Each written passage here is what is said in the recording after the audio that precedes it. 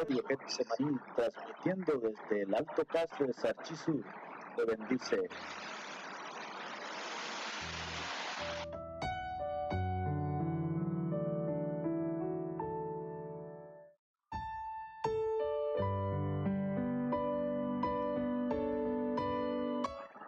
Bendiciones, mis queridos hermanos, bendiciones para cada uno de ustedes.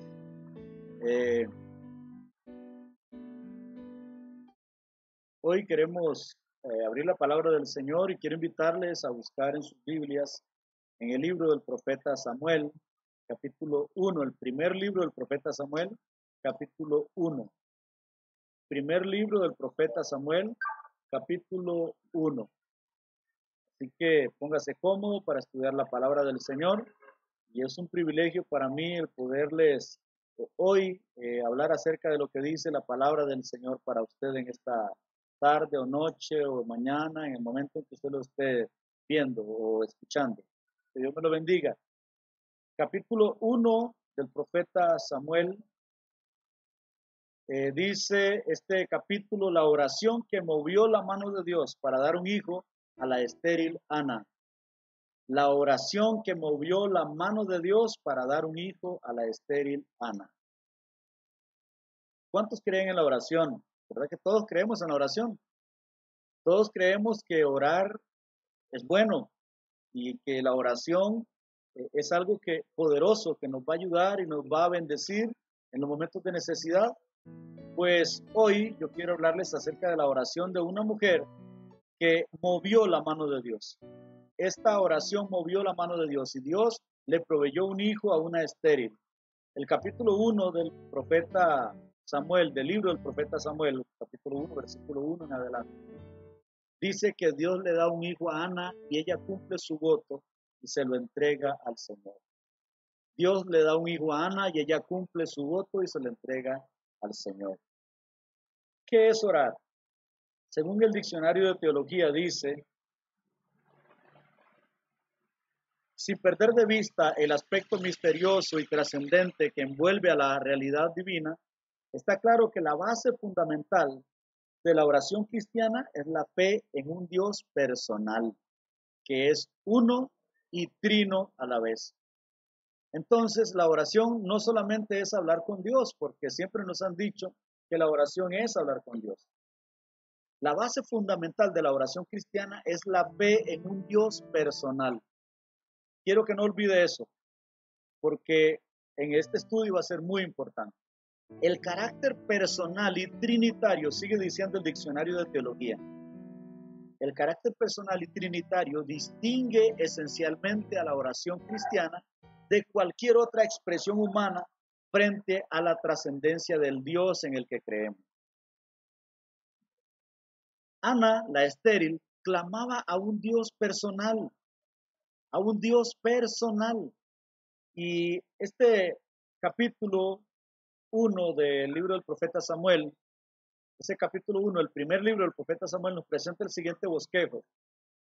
Como primer punto, del versículo 1 al 13, el problema y la petición de Ana. Punto 2, del versículo 14 al 18, Dios le concede lo que pidió. Punto 3, del versículo 19 al 28, Ana cumple su voto y entrega al niño al servicio a Dios. Vamos a ir al primer punto de este bosquejo entonces.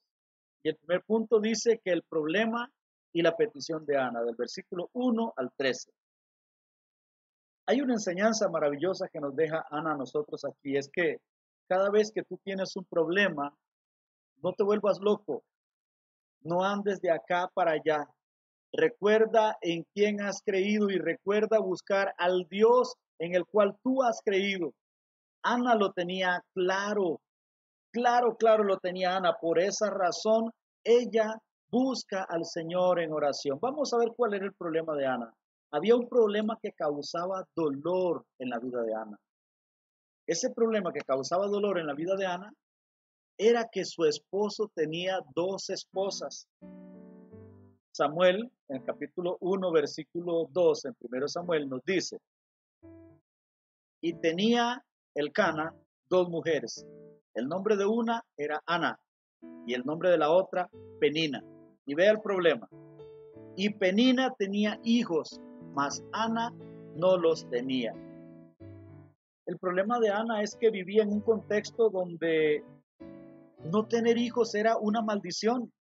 Y una mujer que no tenía hijos se le consideraba como una mujer que no servía para nada. Entonces Ana tenía un gran problema tenía Ana. Pero mi hermano, ¿qué hizo Ana cuando tuvo ese problema? Acudió a Dios. La rival tenía hijos y ella no, ese era el problema. Y la rival la atormentaba. Dice la escritura que Elcana con sus dos esposas y los hijos de una de ellas subían a adorar al tabernáculo donde ministraba el sacerdote Elí. En Éxodo 23:14 nos dice que el Señor había dado una orden en la ley.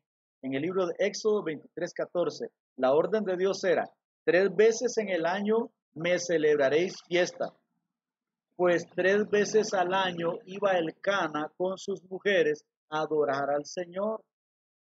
Cada vez que iban, había en el corazón de Penina algo que maltrataba la vida de Ana, y era que Penina tenía hijos y la humillaba porque Penina envidiaba a Ana. Y vea por qué envidiaba Penina a Ana.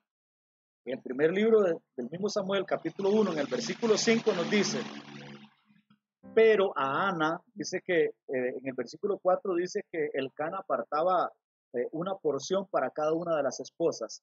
Pero dice en el 5, dice: pero a Ana daba una parte escogida, porque amaba a Ana, aunque Jehová no le había concedido tener hijos.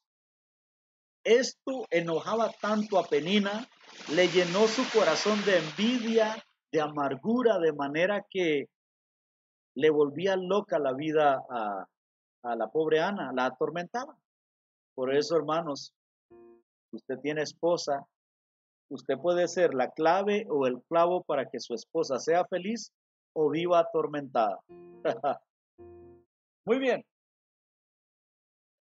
Hay algo sorprendente, a mí me sorprende esto. Siempre hemos sabido que, y nos hemos enseñado, y yo también lo he enseñado y lo creo, que el ayuno es necesario. El ayuno es bueno, y que cada vez que tienes una petición al Señor, que ores y ayunes. Y siempre todos lo hacemos así: cuando ayunamos, cuando tenemos una petición al Señor, ayunamos y vamos y oramos en ayuno. Generalmente se ora en ayuno, generalmente. El pueblo cristiano lo acostumbramos de esa forma. Pero me sorprende que Ana primero no comía, pero el día que Ana va a presentar su petición delante del Señor, ese día comió. Vea lo que dice el texto, versículos 7 al 9 del mismo capítulo 1 de Primero de Samuel. Así hacía cada año, así lo hacía Penina. Cuando subía a la casa de Jehová, la irritaba así. Es decir, Penina irritaba a Ana, la irritaba así, por lo cual Ana lloraba y no comía. Y Elcana, su marido, le dijo a Ana: Ana, ¿por qué lloras? ¿Por qué no comes? ¿Y por qué está afligido tu corazón? Hay otra pregunta que le hace Elcana y le dice: ¿no te soy yo mejor que 10 hijos? Y se levantó Ana después que hubo comido y bebido en Silo, y mientras el sacerdote Elí estaba sentado en una silla junto a un pilar del templo de Jehová, dice el versículo que sigue, que Ana entró a orar. Ana entró a orar. Para mí esto es sorprendente. Sorprendente porque en lugar de ir en ayuno, si no comía de por sí, en lugar de ir en ayuno a orar al Señor, Ana decidió ese día comer para ir a orar. ¿Por qué? ¿Qué nos demuestra esto? Nos demuestra fe en el Dios que podía suplirlo todo, en el Dios que puede responder su palabra. La petición de Ana, en versículo 10 al 11 nos habla de la petición de Ana. Dice: ella, Ana, con amargura de alma, oró a Jehová y lloró abundantemente. E hizo voto diciendo: Jehová de los ejércitos, si te dignares a mirar la aflicción de tu sierva y te acordares de mí, y no te olvidares de tu sierva, sino que dieres a tu sierva un hijo varón, dice, yo lo dedicaré a Jehová todos los días de su vida y no pasará navaja sobre su cabeza. El sacerdote la malinterpreta. Hasta el versículo 18 dice que el sacerdote Elí la queda viendo y dice, esta mujer anda borracha. Esta mujer no se ve que hable, solo mueve la boca. Vea lo que dice el versículo 12 al 13, dice, mientras ella oraba largamente delante de Jehová, largamente, ok, vea ese detalle, dice, Elí estaba observando la boca de ella, pero Ana hablaba en su corazón y solamente se movían sus labios y su voz no se oía, y Elí la tuvo por ebria. Si sigue leyendo se va a dar cuenta que cuando Elí llega y le dice, digiere tu vino, y ella le dice, Señor, por favor, no me tengas por ebria, soy una mujer turbada, atormentada. Y ella le cuenta a Elí, y Elí entonces al final le dice a Ana, ve en paz y que el Señor conceda las peticiones de tu corazón. Muchos cuando enseñan este pasaje solo enseñan esta parte de lo que le dice Elí a Ana, pero lo sorprendente aquí no es lo que le dice Elí, es la fe de una mujer en un Dios que ella sabe que puede responder. Esa fe en un Dios que ella sabe que puede responder. Ahora, una oración poderosa no es aquella que se hace gritada. Vivimos en un tiempo donde la iglesia cristiana no le pide a Dios, y yo lo he enseñado y lo creo de esa forma. Muchos cristianos no están recibiendo del Señor lo que necesitan porque no le están pidiendo a Dios. Hoy en día a Dios muchos le están exigiendo. A Dios no se le exige, mi hermano. Tome como ejemplo la oración de Ana. Vea, Ana llega, ni siquiera habla, solo mueve su boca, respeto al Señor. El sacerdote la malinterpreta porque mucha gente, cuando eres diferente, muchos te van a malinterpretar. El sacerdote malinterpreta a Ana, pero Ana, con fe en el Señor, ora y le explica al sacerdote para que evitar malos entendidos. Hoy en día vemos la oración del pueblo cristiano y todo mundo ata, todo mundo reprendo en el nombre de Jesús, yo ato, yo quito, yo allano, decreto. Por favor, hermanos, ¿cómo le vas a exigir a Dios? Ana nos da ejemplo que la oración que mueve la mano de Dios es la oración que sale del corazón. No es esa oración que se grita. A veces ni siquiera vas a pronunciar una palabra o ni siquiera te van a escuchar pronunciando una palabra para que Dios te responda. Esa enseñanza es maravillosa que Ana nos deja aquí en este libro del profeta Samuel, capítulo 1.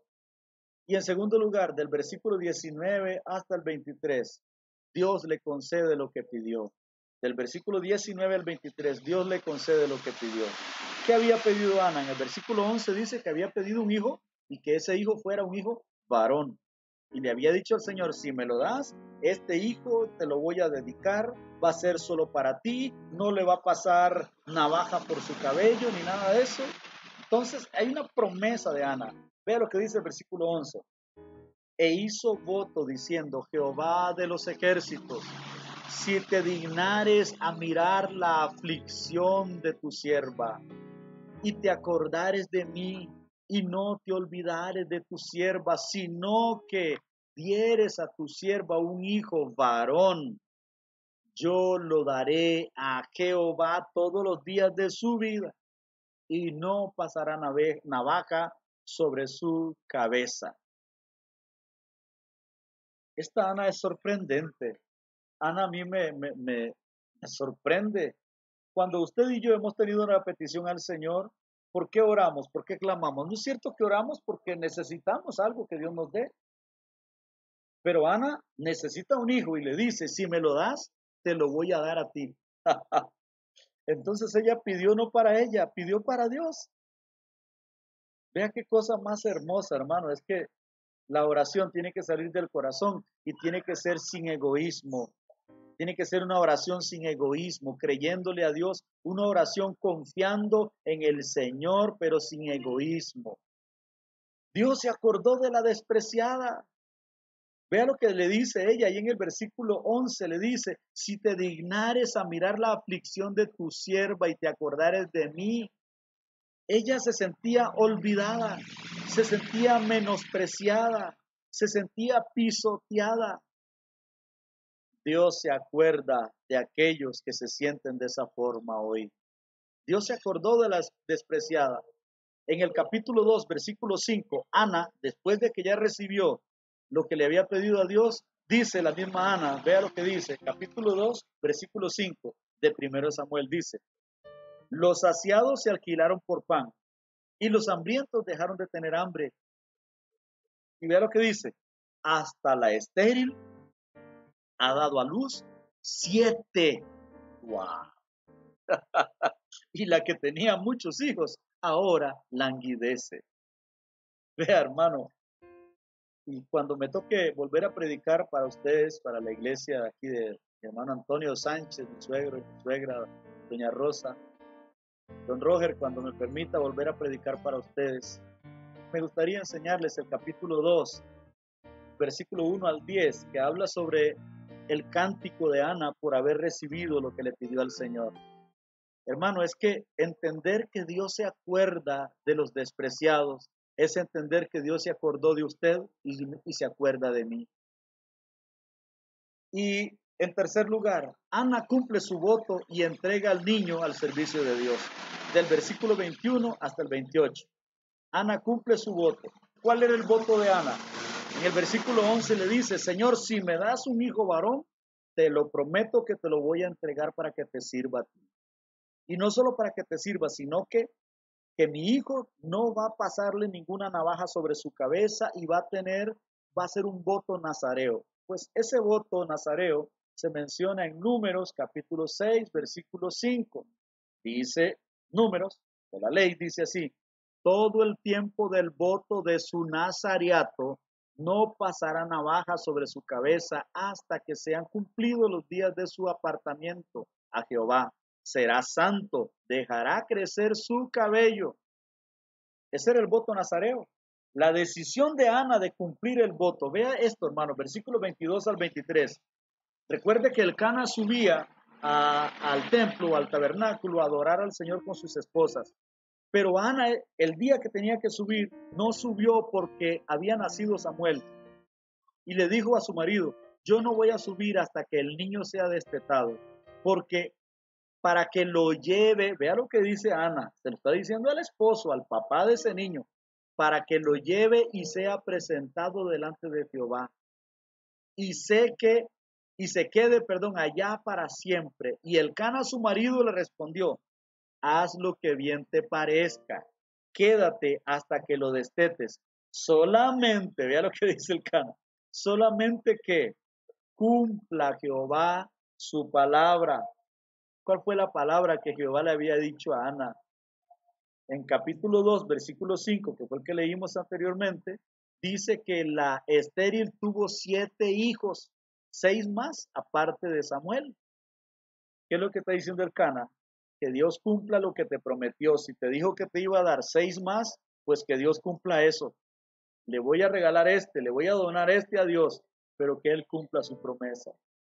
Ve, hermano, y esta fe de esta mujer a mí me impacta porque lo que les dije anteriormente, el día que iba a pedirle al Señor, ni come, ahora sí come. ¿Por qué? Porque ella confiaba y creía en Dios. ¿Cuántas veces nosotros hemos orado a ver si pasa algo? A ver si ocurre algo. Ana nos da un ejemplo de lo que significa creerle a Dios. Y le dice a su esposo, este niño, cuando sea destetado, tiene que ser llevado al tabernáculo para que ahí se quede para siempre sirviendo a Jehová como yo se lo prometí. Y el cumplimiento del voto, ve el versículo 28, capítulo 1, versículo 28, dice, yo pues, dijo Ana, lo dedico, se lo llevas a Elí y le dice, aquí está mi hijo Samuel, yo se lo prometí a Jehová y aquí está. Yo pues te lo dedico también a Jehová todos los días que viva, será de Jehová. y adoró allí a Jehová. Y esa adoración de Ana allí en el tabernáculo es la que está en el capítulo 2, la que quiero enseñarles la próxima vez que me toque. Mi amado hermano, cuando usted le ha hecho promesas a Dios, por favor cumpla lo que promete al Señor. Cumpla lo que promete. Ana nos enseña lo que es creerle a Dios. Samuel fue el último profeta, el último juez y el último sacerdote de Dios antes de la monarquía. Fue el hombre que Dios usó para, para hacer la transición del tiempo de los jueces, que fueron 400 años, al tiempo de la monarquía. Es decir, Samuel fue el último profeta antes del rey Saúl. Fue el último profeta antes de Saúl el rey. De hecho, él estando como profeta y como juez, Samuel fue el último juez del periodo de los jueces. Y fue el último sacerdote antes del primer rey, en este caso Saúl. Recuerde que estando Samuel como juez, el pueblo le pide un rey. Le pide un rey conforme a las costumbres de los pueblos, conforme a los pueblos, y Dios le da a Saúl. Luego Dios mismo destierra a Saúl, no quiere a Saúl porque Saúl tenía un corazón conforme a las naciones vecinas, como el pueblo lo había pedido. Y entonces Dios les da un rey conforme Dios quería que fuese. Por eso la Biblia dice que David era conforme al corazón de Jehová. Fue porque él lo escogió, no era porque tenía algo especial, es porque Dios escogió a David. A Saúl lo escogió el pueblo, pero a David lo escoge Dios mismo. Dios se proveyó de un hombre que haría esa transición en Samuel. Cuando Ana le llega a pedir al Señor, Ana no tenía idea lo que iba a hacer ese niño. Ana no tenía ni la menor idea lo que ese niño iba a lograr.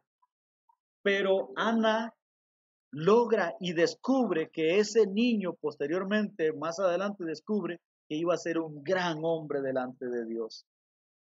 No sé si habrá alguien embarazada en el grupo acá, pero usted no sabe si dentro de su vientre hay un gran hombre o una gran mujer que Dios va a usar después.